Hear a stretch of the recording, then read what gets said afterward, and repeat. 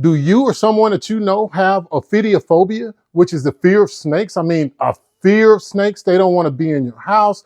They don't want to be around snakes, but you love these animals. You have these animals as snakes, as pets, or you're breeding them, but they've kind of come in between you and this other person because of their fear.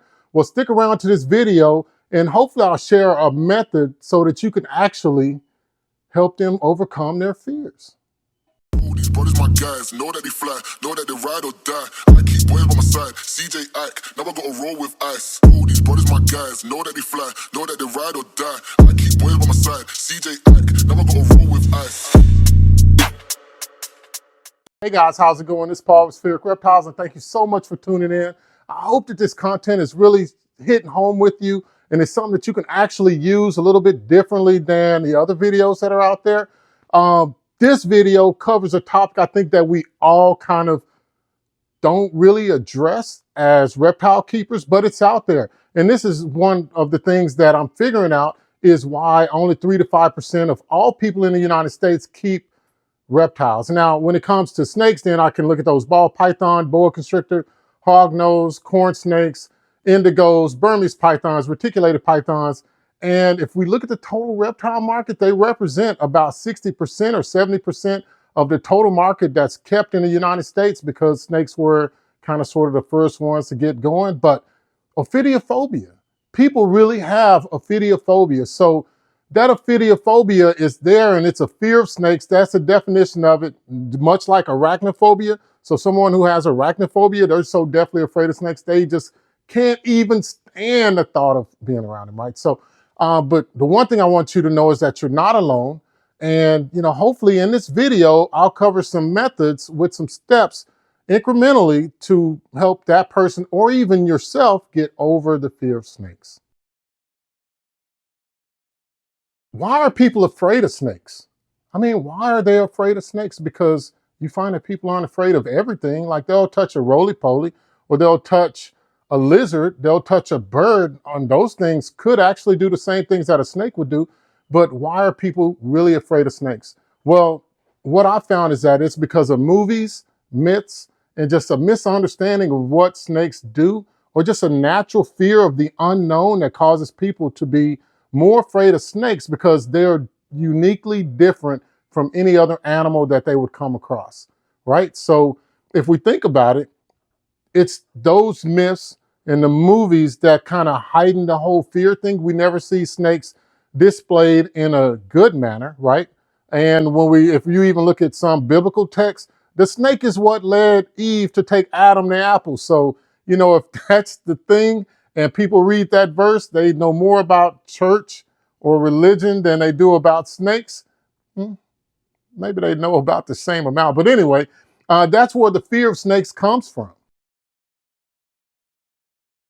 If we really think about it, most snakes, and this is a fact, most snakes, especially like the ball pythons and the corn snakes, are completely harmless to people. Like they don't want anything to do with people. They don't want to bite you. They don't have a benefit in biting.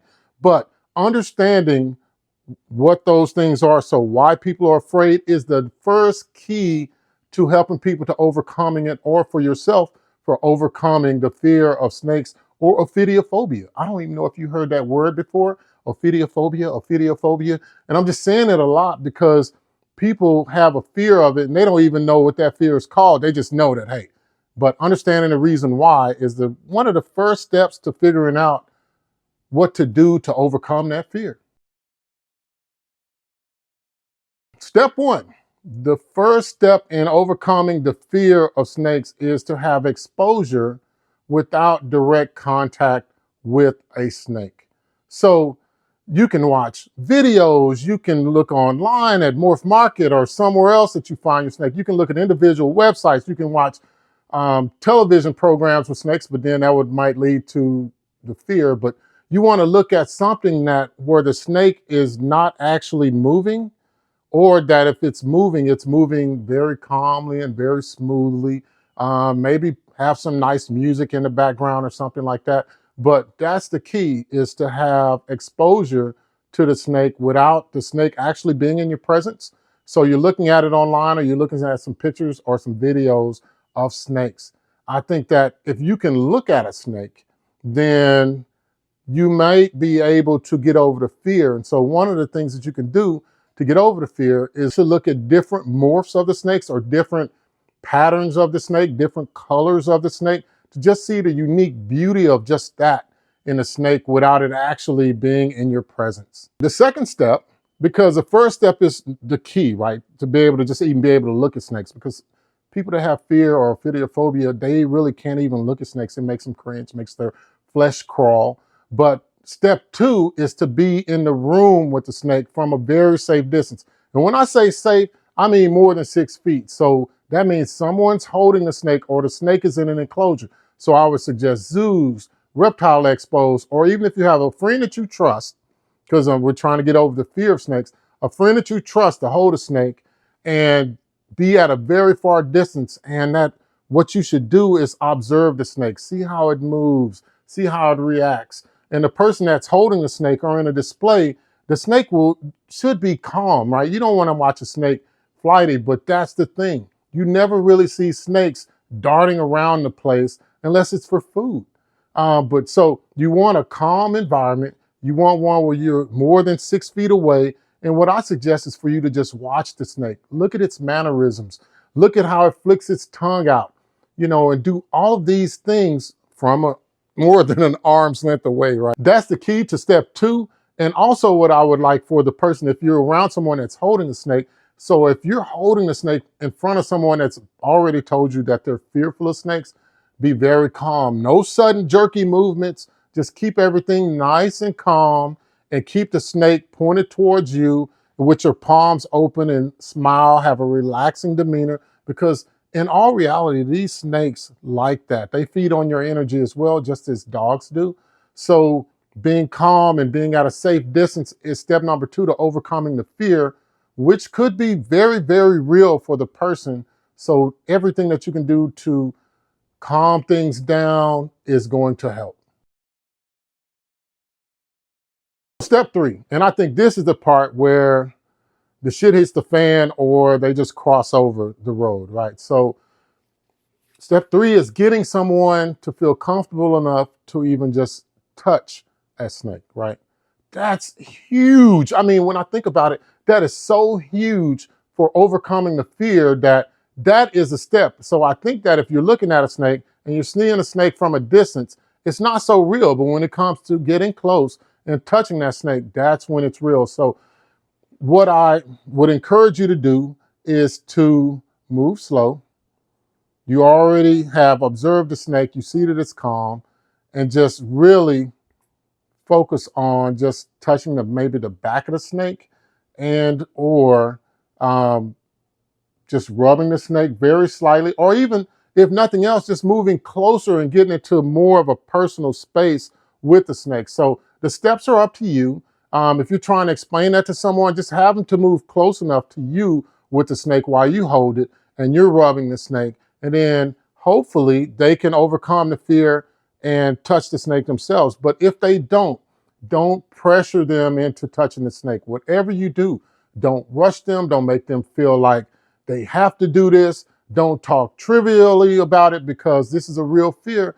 And just see if that person or if you yourself would just be willing to get in that personal space and willing to actually touch that snake. So I don't have a snake in my hands, but I'm showing videos because I want you to really understand what I'm saying. But that is pivotal to this step right here. It's overcoming and to get to where you can touch that snake. So now it's step 4. You've seen pictures or videos of snakes. You've been in the room with the snake at a safe distance. You've moved into or allowed the snake to come into your personal space. And maybe you've even touched the back of the snake or something like that. So for step 4, now it comes to actually holding the snake. Only move forward on step 4 if you've accomplished what you feel as far as a comfort level in steps 1, 2, and 3, right? So now you're holding a snake. So the best way to do it is to have someone that is familiar with the snake. You don't want someone that's unfamiliar with the snake because they don't know the behavior of the snake. But make sure, holder of the snake, that you're calm and you're holding the snake. When you put that snake into the other person's hands, put it in their hands and support their hands with yours. So their hands are sitting on top of your hands with the snake on it. And just keep the sessions really short, within 30 to 60 seconds. Let them ask questions about the snakes as they're holding the snakes. And try to be very calm. Don't cut them off. Answer their questions and see if this is what will get them to get over the fear. And I think that if you make it to the point to where you are actually holding a snake, then you've accomplished a lot. So if you can hold a snake, then you went from watching a snake to being at a safe distance from a snake to actually touching a snake. And now you're actually holding a snake. So you're almost there, but keep the session short. And the only thing you can do from this point is to hold the snakes for a little bit longer, a little bit longer, a little bit longer. And if you're wanting to know more about snakes, that's another thing that you can do, is learn some fun facts. So where is a snake from? How old is a snake that you're holding? The differences between a hatchling, a juvenile, a subadult, and an adult form of the snake. What's the difference between a male and a female? And so what I'm trying to get you to do as you move along with this method of steps is to learn more about the animals that you're afraid of. And then if you determine that this is still something that's not for you, at least you'll be empowered, and maybe you won't have ophidiophobia or the fear of snakes moving forward. It just might not be your thing. But if it is your thing, then now you overcame that, and it opens up an entirely new world that you can actually pursue, and maybe you yourself owning a snake, because they do make great reptile pets.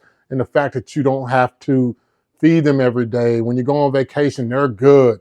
The requirements for their husbandry is very easy if you learn just the simple steps. But this is the pivotal step. Now you're holding a snake, and that's so key. So as a recap, we've discussed 4 steps of a method to overcoming your fear of ophidiophobia, or overcoming ophidiophobia. That word's kind of a tongue twister, ophidiophobia. But so the steps are, you want to get to where you are able to look at snakes. You want to get to where you can be in a room at a safe distance from snakes. You want to be to where you can actually touch a snake on the back of the snake, not on the head, but on the back near the tail of the snake. And then ultimately you want to get to where you're holding a snake. So all of this requires a lot of patience. It requires a lot of nerve because you're overcoming it. And just the realization that this is going to help you, if not with snakes, but with other things.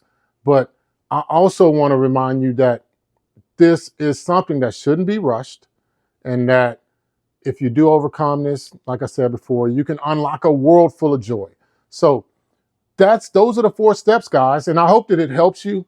It's just something that I run into with my friends and people that I love as well, because I always talk about enjoying the time you spend with your reptiles and cherishing and enjoying that and loving that time that you have with your family. Well, you don't want the two to cause a disruption between anybody, right? Anyone that you care about. So I've noticed this at reptile expos and things like that. There's a lot of people who go to the reptile expos just to kind of see if they can do it. So they've already moved to that step of, step number 2, right? Being in a room at a safe distance from a snake. So that's one of the discussions that we had at our last reptile expo. And it seemed like it helped some people.